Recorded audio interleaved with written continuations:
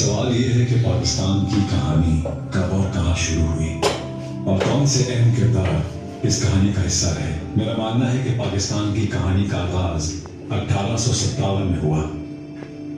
اس کہانی کے اس دور کے دو اہم کردار بہادر شاہ ظفر اور سر سید احمد خان تھے۔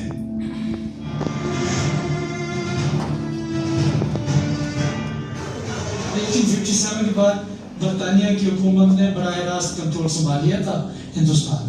جو بغاوت ہوئی تھی وہ فوج میں ہوئی تھی پہلے۔ جن فوجیوں نے بغاوت کی سب کو انہوں نے قتل کیا، پھانسیاں دی، اور جو بھاگنے کی کوشش کی وہ پکڑ کے انہوں نے، کوئی کورٹ مارشل نہیں تھا، وہ سامنے گولی مار دی۔ جو کچھ کسی نے بتایا کہ یہ آدمی شامل ہے، یہ آدمی شامل تھا، تو ان کے پاس رسے کم پڑ گئے، درخت کم پڑ گئے، اور ایسی اس وقت کی پینٹنگ موجود ہے جس سے معلوم ہوتا ہے کہ کوئی جگہ ایسی نہیں تھی کہ جہاں پہ لاشیں ٹنگی ہوئی نہ ہو، اور کئی دن تک وہاں لٹکی رہی۔ بڑا بربریت کا جو ایک مظاہرہ تھا وہ کیا گیا۔ But before moving forward, I'm going to tell you something very tragic, which is part of this story.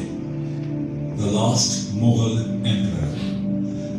When he was arrested by the East India Company, the next day ان کو ناشتے کی میز پہ لایا گیا، اور وہ شخص جو ایک رات پہلے ایمپرر تھا، جب اس کے سامنے ایک ٹرے رکھا گیا تو اسے دیکھ کر بہادر شاہ ظفر کی چیخ نکل گئی۔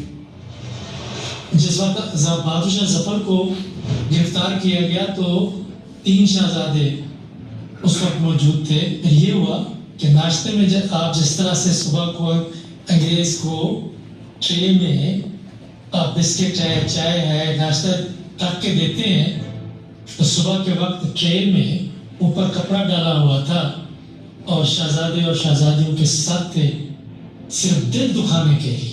ان کے خلاف مقدمہ چلایا گیا 5 مہینے کے بعد۔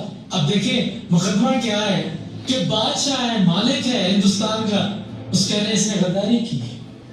غداری کے مقدمے میں انہوں نے ان کو عمر قید کی سزا دی، اور یہ کیا کہ اس کو ملک سے بھی نکال دیا، جلا وطن کا تھا۔